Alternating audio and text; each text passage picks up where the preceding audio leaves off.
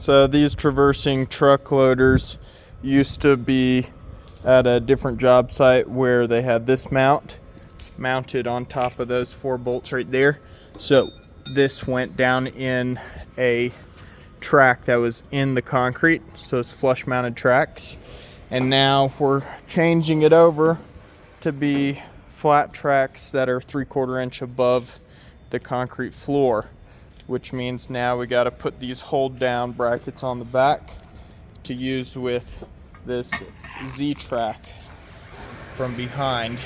So just so you know the dimensions for the future,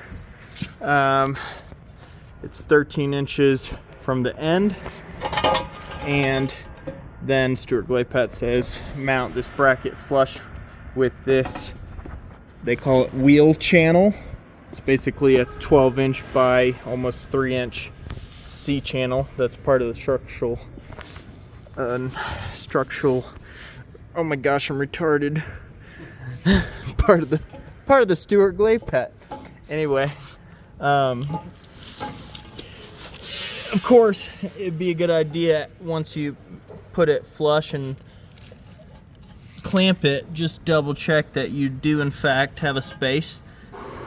And especially if you've not gotten the Z-tracks from Stewart Glapat, if you've had them made or got them from somebody else.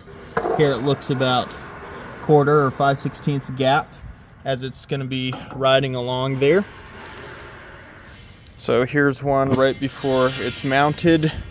This is the 13 inches from the end of that wheel channel I was talking about, and that's 13 inches to the first edge of this bracket. So it would mount like this. Got the paint cleaned off to weld, and then mount flush with the top of that channel. And then the other side already got tacked on here. And then since this stuff didn't come from factory like this, we're changing it. Called Stewart Glapat to double check the dimension they're saying for the Z-track from center of this wheel track to the center holes on the Z-track that they make. So if you have, again, purchased them or made them somewhere else, that'll change. But the center of the wheel track to the center of the Z-track holes, 11 1/8 inch. Now, I'm actually going off something else a little bit because this gap is supposed to be 7/8, and it's really closer to 1 inch because after Stewart Glapat started welding in this 7/8 stock at each end, after they weld it, it's growing a little bit, so this gap tends to be like 1 inch. So I'm just starting my tape at 7/16 on that right edge there, and then I'm measuring over 11 1/8, and it looks like you can't see it well here, but I have a chalk line on the ground from what we were provided on drawings, and it looks like I really need to move this Z-track another 1/8 inch back away from the truckloaders.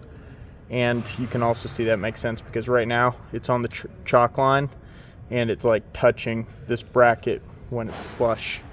So if I don't keep it on the chalk line like the drawing shows, and I move it another 1/8 to get that 11 1/8, well, after I put the 7/16 there, then I should have about 1/8 of a gap, 1/8 of an inch. I might wait till I weld these is what I'll do, and then before I mount them, I might do 11 3/16.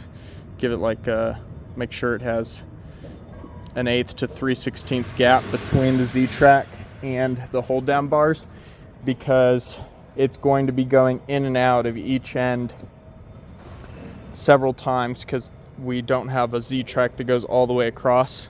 So I don't want it to go across and suddenly catch the end of one of the Z-tracks. I also might, as long as I have an 1/8 to 3/16 gap, I'll be fine, but if it's close, I might grind down an edge so that it glides by it like a ship in the night and doesn't catch the front edge of that as it drives from door to door with these 2 units.